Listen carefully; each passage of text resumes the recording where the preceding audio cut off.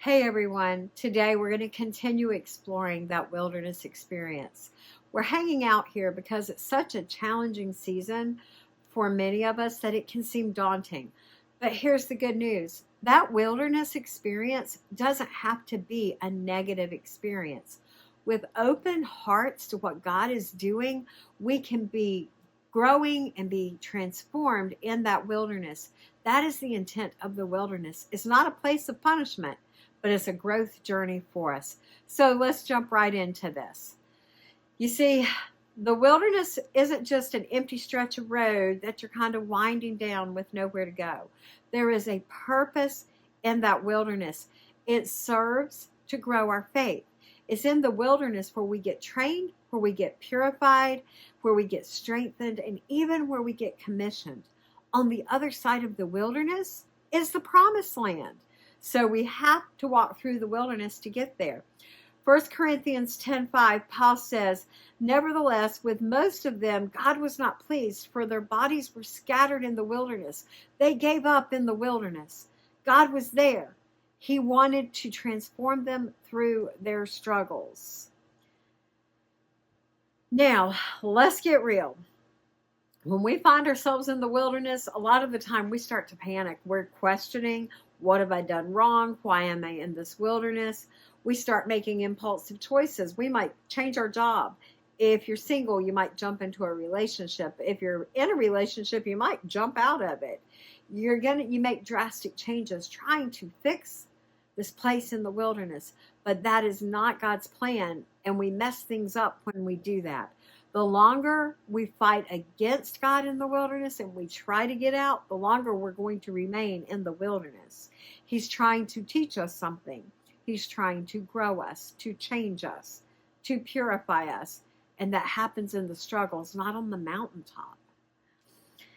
In Deuteronomy 8:2, we're reminded of how vital it is for us to remember what God is doing during these times. The wilderness is not a wasteland. It's an opportunity for deep reflection and for growth. We've all heard about the Israelites, right? Their journey was supposed to be a one-year journey across the wilderness, not a 40-year lifetime experience that kept them out of the promised land. Their unwillingness to meet God in that wilderness, they're grumbling, they're complaining, they're trying to do things their way, kept them stuck in the wilderness and kept them from reaching their promised land for an entire generation.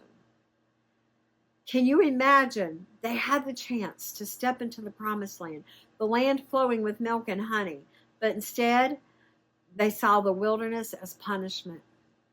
They grumbled, they complained, they murmured against God, and because of their struggles, they got stuck right there in that wilderness.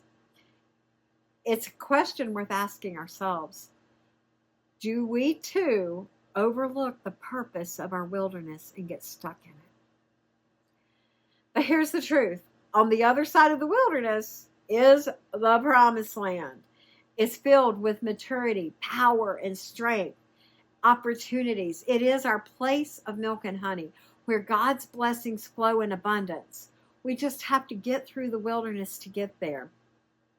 Exodus 3:17 and 18 says he delivered his people from their misery. He has amazing plans for us too.